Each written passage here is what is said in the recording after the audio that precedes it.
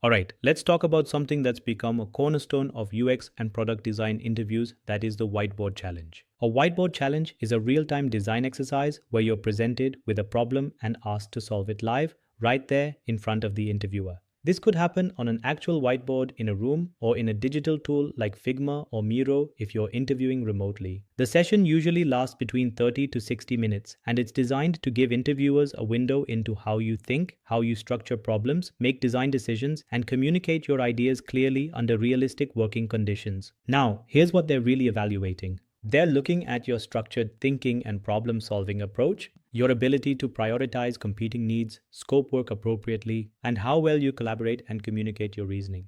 They're also observing your user centered mindset, how you keep the user at the heart of your design decisions even when time is limited. And this is crucial.